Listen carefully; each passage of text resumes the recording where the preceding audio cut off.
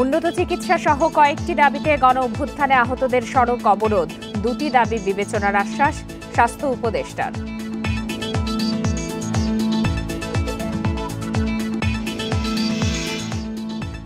তিতুমির কলেজকে বিশ্ববিদ্যালয় করার দাবি অযৌক্তিক, মন্তব্য শিক্ষা উপদেষ্টার। মেনে নিলে খারাপ দৃষ্টান্ত তৈরি হবে।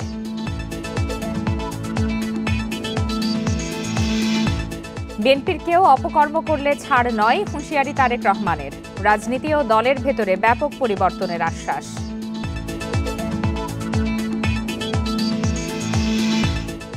রাজনৈতিক নেতাদের চাঁদাবাজিতে মূল্যবৃদ্ধি অভিযোগ সার্জিসের। গতানুগতিক উপায়ে বাজার নিয়ন্ত্রণ কঠিন বলছেন গবেষক।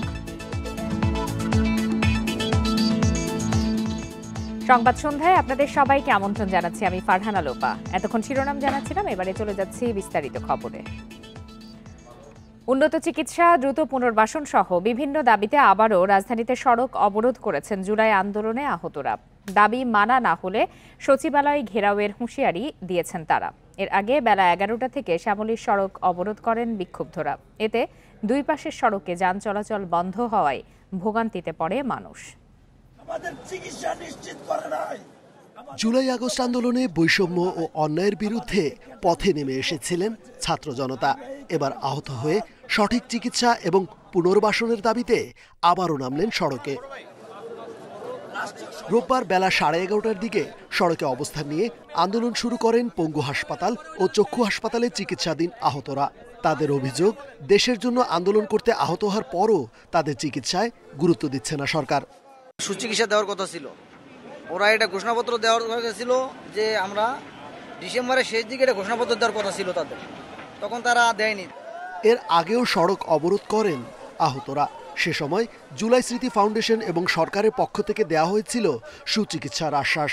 তবে যথাযথ উদ্যোগ নেওয়া হয়নি বলে অভিযোগ আহতদের। বাবা মাকে এখন আমার এলাকায় প্রতিবেশীর কাছে শুনতে হয়েছে, আপনার ছেলে তো পঙ্গু, আপনার ছেলে আন্দোলনে কেন গেল? আমাদেরকে কয়েকবার আশ্বস্ত করা হয়েছে, কিন্তু এটা পূরণ করা হয়নি, এই জন্য আমরা আবার নামছি। এদিকে অবরোধের কারণে তীব্র যানজটে স্থবির হয়ে পড়ে শ্যামলী ও আশপাশের অনেক সড়ক। ব্যাপক ভোগান্তিতে পড়তে হয় সাধারণ মানুষকে।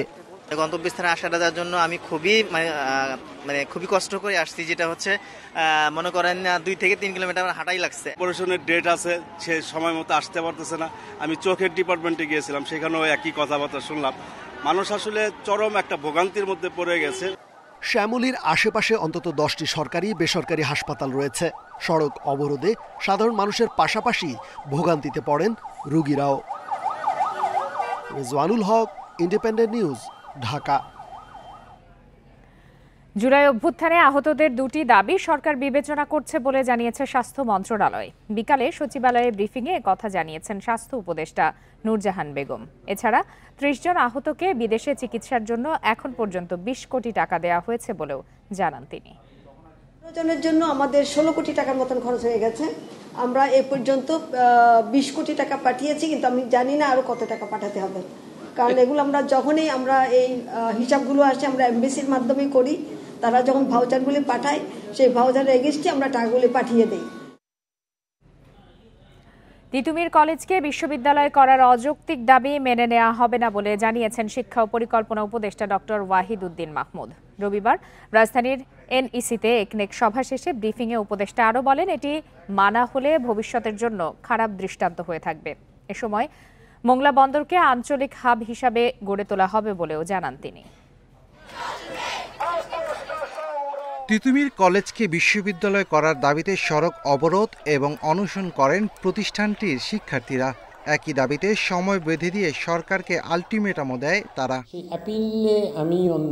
রোববার একনেক বৈঠক শেষে ব্রিফিংয়ে শিক্ষা ও পরিকল্পনা উপদেষ্টা সাংবাদিকদের বলেন, কোনো অযৌক্তিক দাবি সরকার মানবে না। কলেজের ছাত্ররা হঠাৎ করে একটা কলেজকে হঠাৎ করে সময় সীমার মধ্যে বিশ্ববিদ্যালয় ঘোষণা করা, এটা কোনো যৌক্তিক দাবি না, এবং আমরা এখন থেকে আর এই ধরনের সময় বেঁধে দেওয়া দাবির মুখে এমন সিদ্ধান্ত নেব না যেটা শুধু আমাদের সময়ের না, এটা পরবর্তী অনেক সময়ের ভবিষ্যতে বহুদিনের জন্য এটা একটা অযৌক্তিক সিদ্ধান্ত করলে সেটা বহুদিনের জন্য একটা বোঝা হয়ে থাকবে। এ সময় আসছে বাজেট নিয়ে তিনি বলেন, অর্থায়নের জন্য বিদেশ নির্ভরতা কমানোর পরিকল্পনা নিয়েছে সরকার। এজন্য রাজস্ব বাড়ানোতে মনোযোগ দেওয়া হবে। বাংলাদেশের এলডিসি গ্র্যাজুয়েশনের সময় বাড়ানোর পরিকল্পনা সরকারের নেই বলেও জানান তিনি। বাজেটের ঘাটতি তো বেশি বাড়ানো যায় না, তাহলে তো মূল্যস্ফীতি হবে। সে কারণে দেশীয় অর্থায়ন আর বৈদেশিক অর্থায়ন উল্টো হয়ে গেছে। পরিকল্পনা উপদেষ্টা বলেন, চীনের আগ্রহী সরকার মোংলা বন্দরের সক্ষমতা বাড়ানোর প্রকল্প হাতে নিয়েছে। এ বন্দরকে আঞ্চলিক হাব হিসেবে গড়ে তোলা হবে। অনেক প্রকল্পে পায়রা বন্দর এরকম কিছু প্রকল্প আছে, যেসব প্রকল্পে দেশীয় যারা ঠিকাদার এরা কিন্তু রাতারাতি কোটিপতি হয়ে গেছিল। একনেক সভায় দেশীয় নতুন গ্যাস কূপ খনন এবং নিরাপদ খাদ্য নিশ্চিত করা সহ মোট ১৩টি প্রকল্পের অনুমোদন দেয়া হয়। ব্যয় হবে ১২,৫৩২ কোটি টাকা। Shafil Alam Sujon, Independent news, Dhaka. দলের কেউ অপকর্মে জড়ালে ছাড় দেয়া হবে না বলে হুঁশিয়ারি দিয়েছেন বিএনপির ভারপ্রাপ্ত চেয়ারম্যান তারেক রহমান। রাজনীতি ও দলের ভেতর ব্যাপক পরিবর্তন আনার আশ্বাস দেন তিনি। রবিবার রাজধানীর কদমতলীতে এক অনুষ্ঠানে তিনি ভার্চুয়ালি যুক্ত হয়ে এসব কথা বলেন। তারেক রহমান আরও বলেন, সংস্কারের কারণে নির্বাচন দেরি হলে সুযোগ নিতে পারে স্বৈরাচার। ইনশাআল্লাহ আপনার পাশে আছে। রাষ্ট্র কাঠামো মেরামতে ৩১ দফা নিয়ে ধারাবাহিক কর্মশালা করছে বিএনপি। বিভাগ ও জেলার পর থানা পর্যায়ে চলছে কর্মশালা। এরই অংশ হিসেবে ঢাকা মহানগর দক্ষিণ বিএনপির কদমতলী থানায় এ আয়োজন। শুরুতে বক্তব্য রাখেন মহানগর বিএনপির বিভিন্ন পর্যায়ের নেতারা। ঢাকা মহানগর দক্ষিণ কর্মশালায় লন্ডন থেকে ভার্চুয়ালি যুক্ত হন বিএনপির ভারপ্রাপ্ত চেয়ারম্যান তারেক রহমান। তিনি হুঁশিয়ারি দেন, দলের কারো বিরুদ্ধে অপকর্মের অভিযোগ পাওয়া গেলে কঠোর ব্যবস্থা নেওয়া হবে। দায়িত্বে থাকবেন, রাষ্ট্র পরিচালনার দায়িত্বে থাকবেন, অবশ্যই একটি চেক অ্যান্ড ব্যালেন্স থাকতে হবে। তারা যদি কেউ কোনো অনৈতিক কাজে ইনভলভ হয়ে যান, যাতে তাৎক্ষণিকভাবে দেশ বা রাষ্ট্রের আইন অনুযায়ী ব্যবস্থা গ্রহণ করা যায় বা তাদের বিরুদ্ধে ব্যবস্থা হয়। অর্থাৎ আইন একজন প্রত্যেকের ক্ষেত্রে যাতে সমানভাবে প্রযোজ্য হয় রাষ্ট্রের আইন, সেই বিষয়টির ব্যাপারে আমাদের প্রত্যেকে সচেতন থাকতে হবে। তিনি আরো বলেন, যখন কেউ সাহস পায়নি তখন স্বৈরাচারের বিরুদ্ধে দাঁড়িয়েছে বিএনপি। ভোটাধিকার প্রতিষ্ঠায় বহু মানুষ জীবন দিয়েছে, পঙ্গু হয়েছে। তাই সংস্কারের কথা বলে নির্বাচন দেরি করার সুযোগ নেই।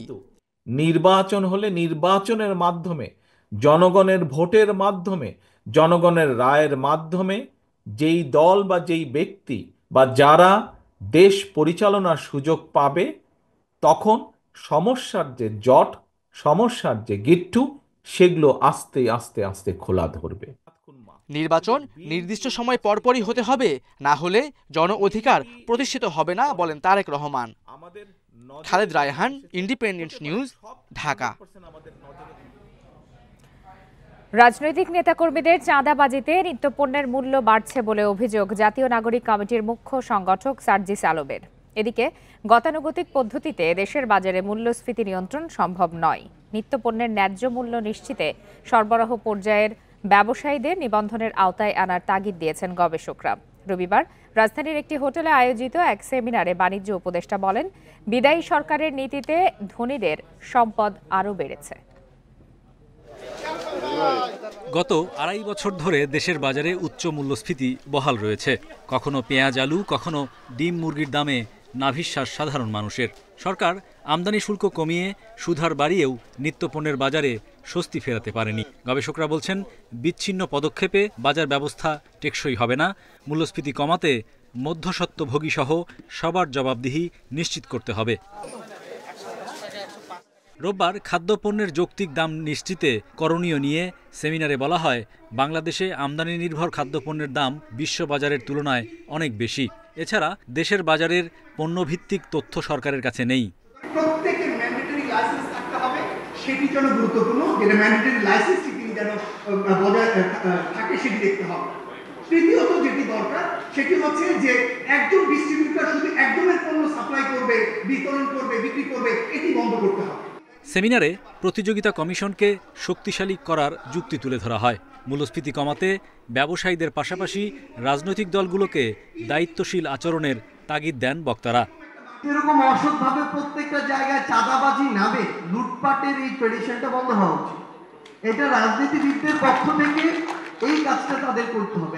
ব্যাপক হারে খেজুরে ছাড় দেওয়া হয়েছে আগামী রমজানকে সামনে রেখে। সেখানে যেহেতু বিভিন্ন দামের খেজুর আছে, আমরা হিসাব করে দেখিয়েছি 60 টাকা থেকে 100 টাকা পার কেজি খেজুরের দাম কমার কথা, অথচ আমরা আজকে শুনতে পেলাম খেজুরের দাম বাড়ছে। এ সময় বাণিজ্য উপদেষ্টা বলেন, স্থানীয় বাজারে চালের সরবরাহ স্বাভাবিক রাখতে আমদানিতে জোর দিচ্ছে সরকার। জানান, রমজানে তেল, চিনি, খেজুরের মতো পণ্যের সরবরাহ ঘাটতি থাকবে না। গোয়িং ফরওয়ার্ড ইন রমাদান ইনশাআল্লাহ সমস্যা হবে না, কারণ আমাদের আমদানি কিন্তু যে ভোগ্যপণ্য, এর মধ্যে যদি আপনি দেখেন চিনি, তেল, ছোলা, খেজুর, এর কোনো সংকট বাজারে নেই। উপদেষ্টা জানান, ভোগ্যপণ্যের আমদানি সহজীকরণে বাংলাদেশ ব্যাংকের মাধ্যমে একটি পুনঃ অর্থায়ন তহবিল গঠনের পরিকল্পনা হাতে নেওয়া হয়েছে। Hari Saha, independent news, Dhaka. তিতুমির কলেজকে বিশ্ববিদ্যালয় করার দাবিতে টানা ৫ম দিনের মতো আন্দোলনে শিক্ষার্থীরা। মহাখালী গুলশান সড়ক অবরোধ করায় বেড়েছে চরম জনভোগান্তি। এ বিষয়ে সর্বশেষ তথ্য জানাতে এই মুহূর্তে রাজধানীর মহাখালী থেকে যোগ দিয়েছেন সহকর্মী নাহিদ কামাল। নাহিদ কামাল, আজ তো শিক্ষা উপদেষ্টা স্পষ্টই জানিয়ে দিয়েছেন তাদের এই দাবি মেনে নেওয়া হবে না। তারপরও কেন তারা এই আন্দোলন থেকে এখন পর্যন্ত সরে দাঁড়াচ্ছে না, তাদের বক্তব্য কি, আর সেই সাথে যানজট পরিস্থিতি কেমন সেটিও জানাবেন।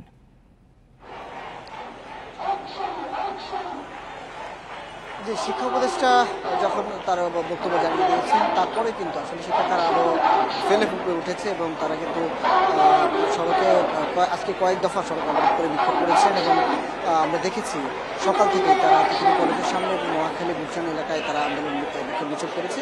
বিশ্ব ইজতেমার কারণে তারা কিছুটা সময় শিথিল করেছে এমনটা আমাদেরকে জানিয়েছে। এই মুহূর্তে ঠিক রাজধানীর মহাখালীর আমতলের যে মোড় রয়েছে, সেই মোড়ে কিন্তু তারা সড়ক অবরোধ করে তারা স্লোগান দিচ্ছেন, বিক্ষোভ করছেন এবং আশপাশে যান চলাচল কিন্তু বন্ধ হয়ে গেছে। আমি আমার সহকর্মী যদি দেখানো যায়, এই সড়কটিতে কিন্তু এই সড়কের ঠিক ব্রিজের নিচ দিয়ে যেই সব যানবাহন চলাচল করতো, সেই সব যানবাহন কিন্তু এরই মধ্যেই কিন্তু যান চলাচল বন্ধ হয়ে গিয়েছে। এবং শিক্ষার্থীরা যদি বলছেন, তারা আজকে ৫ম দিনের মতো তাদের অনশন কর্মসূচি চালিয়ে যাচ্ছেন, কিন্তু শিক্ষা মন্ত্রণালয় থেকে এখন পর্যন্ত তাদের বিশ্ববিদ্যালয় রূপান্তরের যে দাবি, সেই দাবির পক্ষে কোনো বক্তব্য না আসায় তারা কিন্তু কর্মসূচি চালিয়ে যাচ্ছেন। এর মধ্যে বেশ কয়েকজন কিন্তু এর মধ্যে আহতের খবর আছে। বেশ কয়েকজন কিন্তু অনশনে যারা বসেছিলেন, তাদের মধ্যে অনেকে বেশ কয়েকজনকে হাসপাতালে নিয়ে যাওয়া হয়েছে। এবং তারা কিন্তু বলছেন, শিক্ষার্থীদের এমন পরিস্থিতিতে শিক্ষা উপদেষ্টা কিংবা শিক্ষা মন্ত্রণালয় বা সংশ্লিষ্ট কারো শিক্ষার্থীদের এখানে এসে কথা না বলাটাকে তারা কোনোভাবেই মেনে নিতে পারছেন না। তারা দাবি জানাচ্ছেন অবিলম্বে তাদের যে দাবি সেটি মেনে নিতে হবে। অপরপক্ষে যদি দেখা যাচ্ছে, আসলে তাদের এই আন্দোলনের ফলে গত কয়েকদিন ধরেই সড়কে তীব্র যানজট এবং ভোগান্তি কিন্তু তৈরি হয়েছে এবং সাধারণ মানুষ অনেকে কিন্তু তীব্র ক্ষোভ জানিয়েছে এবং প্রতিক্রিয়া জানিয়েছে যে দুদিন পরপরই সড়কে তাদের দাবি দাওয়া নিয়ে বিভিন্ন সংগঠন বিভিন্ন মেধাবে যে আন্দোলন করছে, এতে কিন্তু জনভোগান্তির চরমে পৌঁছেছে। এবং অনেকে আমরা সোশ্যাল মিডিয়াতে দেখেছি, কেউ প্রতিহতের ঘোষণাও কিন্তু দিয়েছে। এই সার্বিক বিষয় বিবেচনা নিয়ে আইনশৃঙ্খলা বাহিনীও কিন্তু সতর্ক অবস্থানে আছে, যাতে করে শিক্ষার্থীদের সাথে এমন কোনো অপ্রীতিকর পরিস্থিতি তৈরি না হয়, সেই সব বিষয় মাথায় নিয়ে আইনশৃঙ্খলা বাহিনীর সদস্যরাও মোতায়েন আছে এবং ধাপে ধাপে বিভিন্ন জায়গায় তারা ব্যারিকেড তৈরি করছেন। এবং শিক্ষার্থীরা আজকে এখন মহাখালীর ঠিক আমতলী মোড়ে যে অবস্থান কর্মসূচি পালন করছেন, তারা যেটি বলছেন, হয়তো কিছু সময় পর্যন্ত তাদের এই অবস্থান কর্মসূচি চলবে এবং এরপরে হয়তো তাদের পরবর্তী কর্মসূচি কী হবে সেখান থেকে তারা জানাবেন। এই ছিল মহাখালীর থেকে আমার কাছে সর্বশেষ। জানাচ্ছিলেন সহকর্মী নাহিদ কামাল। কুমিল্লায় যৌথ বাহিনীর হেফাজতে যুবদল নেতা মৃত্যুর ঘটনায় বিচার বিভাগীয় তদন্ত কমিটি গঠন করে দ্রুত দোষীদের চিহ্নিত করার দাবি জানিয়েছে জাতীয়তাবাদী আইনজীবী ফোরাম। দুপুরে সুপ্রিম কোর্ট বার ভবনের সামনে বিক্ষোভ সমাবেশ থেকে এই দাবি করেন আইনজীবী নেতারা। বলেন, দেশে বিচার বহির্ভূত এমন হত্যা করতে হবে, না হলে জুলাই বিপ্লবের শহীদ আহতদের রক্ত বৃথা যাবে। এখনো ফ্যাসিস্ট সরকারের দোসররা বিভিন্ন প্রশাসনিক ভবনের দায়িত্বপ্রাপ্ত আছেন। দেশকে অস্থিতিশীল পরিস্থিতি তৈরির জন্য এই ধরনের হত্যাকাণ্ড ঘটানো হয়েছে। এর সঠিক তদন্ত করে দোষীদের আইনের আওতায় আনতে হবে, আর যেন রাষ্ট্রে এমন বিচার বহির্ভূত হত্যাকাণ্ড না ঘটে। কোনো যৌথ বাহিনীর মাধ্যমে কোনো রাজনৈতিক কর্মী যেন খুন না হয় সে বিষয়ে সুষ্ঠু পদক্ষেপ নেয়ার দাবিও জানান তারা। এদিকে ভুল তথ্য দিয়ে যারা তৌহিদুলকে মৃত্যুর মুখে ঠেলে দিয়েছে তাদেরও দ্রুত বিচার দাবি নিহতের পরিবার ও রাজনৈতিক সহকর্মীদের। তবে তদন্তে দ্রুত অগ্রগতি ও পরিবারের নিরাপত্তার আশ্বাস দিয়েছে সেনাবাহিনী।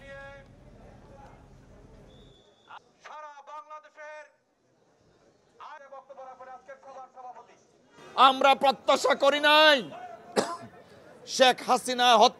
শেখ হাসিনা পালিয়ে যাওয়ার পর এই ধরনের হত্যাকাণ্ড আইন শৃঙ্খলা রক্ষাকারী বাহিনীর হেফাজতে হবে। আমাদের ভাই তৌহিদ যে মারা গেল, কিন্তু এখন পর্যন্ত আপনারা রাজনৈতিক কোনো প্রোগ্রাম এখনো ঘোষণা করেন নাই।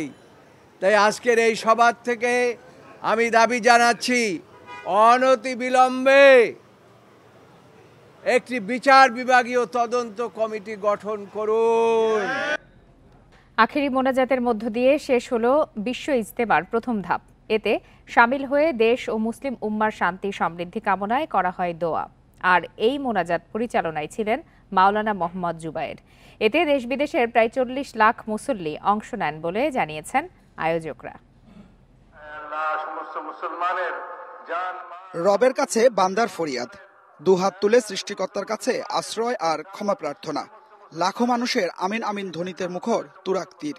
চোখের জলে মুসল্লিরা তাদের মনের সব আকুতি জানিয়েছেন স্রষ্টার কাছে। বিশ্ব ইজতেমার প্রথম পর্বের আখেরি মোনাজাত শুরু হয় রোববার সকাল 9:11 চলে টানা 24 মিনিট। এবারের মোনাজাত পরিচালনা করেন কাকরাইল মসজিদের খতিব ও পেশ ইমাম মাওলানা মোহাম্মদ জুবায়ের। ফজরের নামাজের আগেই মুসল্লিদের ভিড় ইজতেমা ময়দান ছাড়িয়ে আশপাশের সড়কগুলোতে ছড়িয়ে পড়ে। যে যেখানে ছিলেন সেখান থেকেই দুহাত তোলেন আল্লাহর দরবারে। আল্লাহ যেন আমাদেরকে ভালো রাখে, দেশপ্রেম জাগায় দেয়। আমরা এই দেশের মানুষ, এই দেশের শান্তি চাই, ভালো চাই, হানাহানি মারামারি কাটাকাটি চাই না। যারা আমরা আসছি এখানে আল্লাহ পাকের কাছে কিছু নিতেই আসছি, যে আল্লাহ পাক যেন আমাদের জীবনের সমস্ত গুনাহ মাফ করে দেয়, দুনিয়া ছেড়ে যেন আখিরাতেও কল্যাণ হয়, এই কামনা আমরা করছি। সমস্ত মুসলিম উম্মার মাগফিরাত কামনা করছি। সব আমরা ভাই ভাই মুসলমান একসাথে এক কাতারে দাঁড়িয়ে নামাজ পড়বো, একসাথে এক কাতারে দাঁড়িয়ে কাল কিয়ামতের দিনে জান্নাতে যাবো, এটাই আমাদের আশা। বিশ্ব মানবতার কল্যাণ, শান্তি, মাগফিরাত কামনায় দোয়া করেন দূর দূরান্ত থেকে আসা সব বয়সী মুসল্লিরা। পাপ করছি, পাপ মুক্তির জন্য মানুষজন সমাগম হয়েছে, আল্লাহ ওলিদের সাথে জামাত করা পারছি, মুনাত করা পারছি, এটাই কামনা। আল্লাহ তাআলার যেই দিন আমাদেরকে দিয়েছেন, এই দিনটা আল্লাহর রাস্তায় যেই ভাবে মেহনত করা দরকার, এই জিনিসটি আমরা ইজতেমা এসে শিখলাম। আমার জীবনে অনেক ভুল ত্রুটি আছে, গুনাহ খাতা আছে, আল্লাহ তুমি মাফ করো, এদের ওসিলায় মাফ করে দিও, এইটুকু আমি বলেছি। প্রথম পর্ব সম্পন্ন হওয়ার পরদিন সোমবার থেকে শুরু হবে বিশ্ব ইজতেমার দ্বিতীয় পর্ব। আখেরি মোনাজাতের মধ্য দিয়ে শেষ হলো 58তম বিশ্ব ইজতেমার প্রথম পর্ব। লাখো মুসল্লির এবার মহল্লায় মহল্লায় ফেরার পালা। ইজতেমা ময়দান থেকে দেশ বিদেশের আলেমদের কাছ থেকে যে দিনের শিক্ষা নিয়েছেন তা একটি বছর পথ চলার অনুপ্রেরণা যোগাবে বলে আশা মুসল্লিদের। Adilur Rahman, independent news, Tongi, Gazipur. টঙ্গীর স্টেশন রোডে বিশ্ব ইজতেমার আখেরি মোনাজাতের সময় ড্রোন ভূপাতিত হয়। এতে আতঙ্কে ছোটাছুটি করতে গিয়ে আহত হন শতাধিক মুসল্লি। সকাল 9:30টার দিকে ফ্লাইওভারের পূর্ব পাশে টঙ্গী কালীগঞ্জ আঞ্চলিক সড়কে এই ঘটনা ঘটে। প্রত্যক্ষদর্শীরা জানান, আখেরি মোনাজাত চলাকালে টঙ্গীর স্টেশন রোড এলাকায় হঠাৎ 3টি ড্রোন পড়ে গিয়ে বিকট শব্দ হয়। বোমা আতঙ্কে হুড়োহুড়িতে শতাধিক মুসল্লি আহত হন। তাদের 40 জনকে হাসপাতালে প্রাথমিক চিকিৎসা দেওয়া হয়েছে। টঙ্গী পূর্ব থানার ওসি ফরিদুল ইসলাম জানান, ব্যাটারি শেষ হয়ে যাওয়ায় ড্রোনটি ভূপাতিত হয় বলে ধারণা করা হচ্ছে। বিষয়টি তদন্ত করে দেখা হচ্ছে। আর এই ছিল আজকের সংবাদ সন্ধ্যায়। ইন্ডিপেন্ডেন্ট টেলিভিশনের সব খবরের আরো বিস্তারিত জানতে চোখ রাখুন ফেসবুক, ইউটিউব আর এক্সে। ধন্যবাদ সবাইকে।